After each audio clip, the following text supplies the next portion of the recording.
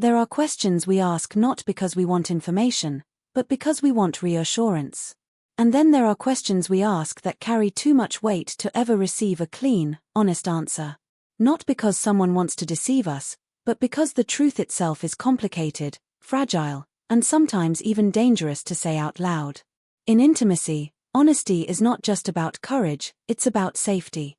When a question threatens connection, identity, or desire, the answer often becomes edited, softened, or replaced with what feels survivable. What people say is often an attempt to manage perception, while what they do is an expression of truth that requires far less negotiation. Words are shaped in real time, adjusted to context, softened to avoid conflict, or sharpened to gain approval. Behavior, on the other hand, unfolds over time and exposes priorities without needing explanation. This is why the most revealing moments in relationships are rarely found in declarations, but in patterns. Anyone can say they care, they are fine, they are committed, or they are unsure. But the body, the calendar, and the choices made when no one is watching tend to speak with greater accuracy. When a woman answers a question verbally, she is often navigating multiple layers at once. There is what she feels, what she thinks she should feel, what she believes is acceptable to say, and what she fears the answer might cost her. Language becomes a filter. Behavior does not have that luxury. It reveals where energy goes, what is avoided, and what is protected. You may hear reassurance, but notice distance. You may hear certainty, but observe hesitation. These contradictions are not signs of deceit, they are signs of inner conflict. Human beings are not dishonest because they enjoy lying. They are selective because relationships are ecosystems. Saying the full truth can destabilize desire, provoke judgment, or invite pressure. So people learn to speak in ways that preserve balance. But behavior always leaks the underlying reality. How quickly someone responds, how often they initiate, how present they are when things are inconvenient, these details form a language more consistent than words. Behavior answers questions people are afraid to ask directly. This is especially true with emotionally loaded questions. When asked something that touches identity, attraction, or future commitment, verbal answers are often aspirational. They describe who someone wants to be rather than where they actually are. Behavior, however, reflects current capacity. It shows readiness, availability, and investment in real time. This is why paying attention to actions is not cynical, it is grounded. It respects the complexity of human emotion instead of forcing it into neat verbal boxes. Understanding the difference between words and behavior requires emotional maturity. It means resisting the urge to argue with someone's actions using their words. It means accepting information even when it is delivered quietly. When you learn to read behavior, you stop chasing clarity through interrogation and start receiving it through observation. The truth stops being something you extract and becomes something you notice in how someone shows up, stays engaged, and chooses you when no one is demanding that they do. Honesty is often imagined as a personal virtue, a matter of character or courage, but in intimate relationships it is far more relational than individual. People do not speak freely simply because they are brave, they speak freely when they feel safe. Emotional safety is the invisible condition that allows truth to surface without fear of punishment, withdrawal, or humiliation. When safety is absent, even the most well-intentioned person will instinctively protect themselves by withholding, reshaping, or postponing the truth. Many direct questions fail not because they are poorly worded, but because they arrive in an atmosphere of evaluation. When a question feels like a test, an accusation, or a demand for reassurance, the nervous system reacts before the mind has time to reflect. The body senses risk. Will this answer disappoint? Will it start a conflict? Will it change how I am seen? In that moment, honesty competes with self-preservation, and self-preservation usually wins. The answer given is not the deepest truth, but the safest version of it. Emotional safety is created through consistency, curiosity, and restraint. It grows when someone feels they can express uncertainty without being pushed to resolve it immediately. It deepens when vulnerability is met with understanding rather than interrogation. When a woman senses that her feelings will be respected even if they are incomplete or inconvenient, she becomes more willing to explore them out loud. Without that safety, Honesty feels like exposure rather than connection. This is why demanding honesty often produces the opposite result. Pressure narrows expression. The more someone feels cornered by the need to reassure, the more they retreat into socially acceptable answers. Safety, by contrast, expands the emotional field. It allows contradiction, ambivalence, and change. It acknowledges that desire fluctuates, clarity evolves, and people do not always know what they feel until they are given space to discover it. Listening plays a crucial role in this process. True listening is not about waiting for confirmation of what you hope to hear. It is about making room for what is actually present. When responses are not immediately challenged, corrected, or used as evidence, trust builds. Over time, honesty becomes less risky because it no longer threatens the bond. The relationship can hold complexity without collapsing. When emotional safety is present, honesty stops being a performance and becomes a shared exploration. Answers gain depth because they are no longer defensive. Silence becomes informative rather than alarming. And the truth, instead of being forced through direct questioning, emerges organically through conversations that feel collaborative rather than confrontational, where being real is rewarded with understanding instead of consequences. Desire is rarely just desire. It is braided with fear, memory, and the quiet instinct to protect oneself from loss. When people speak about what they want, they are not only describing attraction, they are revealing how safe they feel wanting it. This is why honesty around desire is so fragile. To admit longing is to admit vulnerability, and to admit vulnerability is to risk rejection, judgment, or disappointment. Fear does not silence desire, it reshapes how it is expressed. In intimate conversations, self-protection often speaks louder than truth. A woman may downplay attraction to avoid appearing too invested, or soften dissatisfaction to prevent conflict. She may speak in abstractions because specificity would require accountability.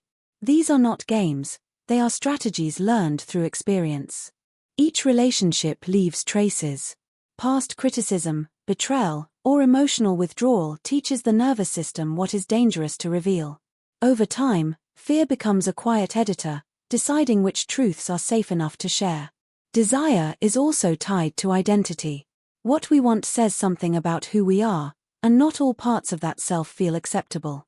Admitting desire can challenge the image someone holds of themselves as independent, loyal, satisfied, or in control. So the truth is negotiated internally before it is ever spoken. The answer that emerges is often a compromise between authenticity and self-respect as it is currently understood. This is why certain questions provoke vague responses or deflections. The person is not hiding the truth from you as much as they are hiding it from themselves. Self-protection does not only limit honesty, it also shapes attraction. When someone feels watched, evaluated, or pressured to explain their feelings, desire contracts. When they feel free to exist without being managed, desire has room to breathe. Fear narrows emotional range, safety expands it. This is why attraction cannot be interrogated into existence, and why direct questions about feelings often produce confusing or contradictory answers. Understanding this dynamic requires patience and humility. It means recognizing that what is not said is often just as meaningful as what is said. It means allowing desire to reveal itself through presence, engagement, and choice rather than forcing it into verbal clarity too soon. When fear no longer has to guard every response, self-protection relaxes, and desire can speak in its own time. The most honest expressions of longing often arrive indirectly, through consistency, through warmth, through the willingness to stay emotionally available even when certainty is absent, revealing that desire does not always announce itself in words, but in the quiet ways someone chooses closeness over distance again and again. Much of what shapes attraction and distance in relationships is never spoken aloud. Unexpressed truths do not disappear, they linger beneath the surface, quietly influencing tone, availability, and emotional presence. When something important remains unsaid, it creates a subtle tension that both people can feel, even if neither can name it. This is how silence becomes active. It shapes the relationship just as powerfully as words, often more so. When a woman avoids answering a question honestly, it is rarely because the truth is irrelevant. It is because the truth carries emotional weight. Perhaps it would introduce uncertainty where stability is expected, or reveal longing where restraint feels safer. These unspoken realities show up indirectly through distance, distraction, or inconsistency. Attraction fades not always because desire is gone, but because the effort of holding back becomes exhausting. Distance grows as a form of self-regulation, a way to manage inner conflict without confronting it openly. Unspoken truths also affect how desire is expressed. When feelings cannot be articulated, they often emerge through mixed signals. Warmth followed by withdrawal, interest paired with hesitation, closeness interrupted by sudden boundaries. These patterns are confusing only if we insist on verbal clarity alone. When we include silence as part of communication, the message becomes clearer. What is avoided often points directly to what matters most. Over time, the accumulation of unsaid things reshapes the emotional landscape. Intimacy thrives on alignment, not perfection. When inner reality and outer expression drift too far apart, connection loses its ease. People may still care deeply, but the relationship begins to feel heavy, effortful, or strangely distant. This is not a failure of feeling, but a failure of integration. The heart knows something the voice has not caught up to yet. Understanding this dynamic invites a different kind of listening. Instead of pressing for answers, it asks for attentiveness to rhythm and change. Has enthusiasm shifted? Has presence softened? Has curiosity been replaced by politeness? These are not random fluctuations, they are communications shaped by what remains unspoken. Attraction does not vanish suddenly. It erodes quietly when there is no space for truth to land. When unspoken truths are allowed to surface gently, without urgency or judgment, distance often begins to close on its own. The body relaxes. Energy returns. Engagement becomes more natural. But when silence is ignored or forced into speech prematurely, it hardens into withdrawal. The relationship becomes a place where parts of the self must remain hidden. What is never said still speaks, and learning to hear it requires patience, emotional literacy, and the willingness to respond not to what you wish were true, but to what is being communicated in the spaces between words, where attraction and distance are negotiated long before they are ever named. Listening beyond words requires a shift from seeking certainty to developing sensitivity. Most people listen to confirm what they already believe or to obtain reassurance, but deeper understanding comes from attunement to what unfolds around the words themselves. Tone, timing, hesitation, and silence often reveal more than direct statements because they are harder to control. When someone pauses before answering, changes their rhythm, or answers too quickly, these moments are not empty. They are signals that something meaningful is happening internally.